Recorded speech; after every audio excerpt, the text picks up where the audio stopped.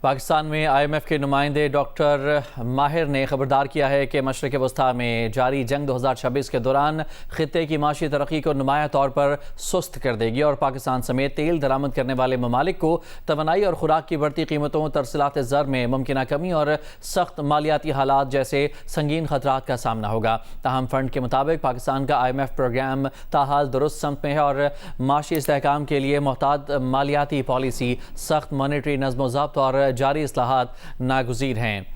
Doctor ماہر بینرجی نے policy ادارہ برائے پائیدار ترقی میں خطاب کے دوران IMF کی اپریل 2026 کے علاقائی اقتصادی جائزہ رپورٹ بھی پیش کی۔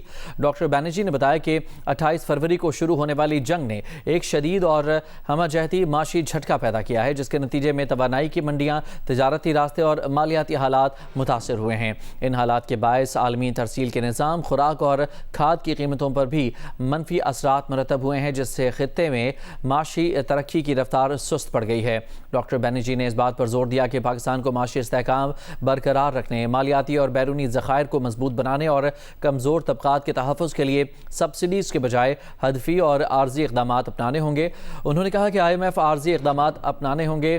IMF کے توسیعی فنڈز سہولت پروگرام کے تحت پاکستان کی کارکردگی مجموعی طور پر درست سمت میں جا رہی ہے۔ انہوں نے واضح کیا کہ پاکستان کے لیے پالیسی ترجیحات میں محتاط مالیاتی حکمت عملی، اعداد و شمار کی بنیاد پر سخت مانیٹری پالیسی اور ساختی اصلاحات کا تسلسل شامل ہونا چاہیے۔ انہوں نے معیشت کو زیادہ مضبوط اور لچکدار بنانے کے لیے تجارتی راستوں میں تنوع، اہم بنیادی ڈھانچے میں سرمایہ کاری، علاقائی تعاون کے فروغ اور نجی شعبے کی قیادت میں جامع ترقی کو یقینی بنانے پر زور دیا۔ انہوں نے مزید کہا کہ اصلاحات کے عمل کو مستقل بنیادوں پر جاری رکھنا ناگزیر ہے تاکہ پاکستان تیزی سے بدلتے ہوئے علاقائی اور عالمی حالات میں استحکام برقرار رکھتے ہوئے مؤثر انداز میں آگے بڑھ سکے۔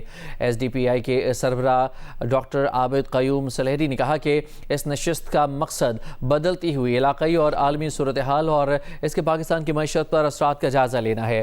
توانائی کے شعبے میں اصلاحات، خصوصاً کیپیسٹی پیمنٹس سے متعلق مذاکرات اور قابل تجدید توانائی کے استعمال میں اضافے کی ضرورت پر بھی زور دیا۔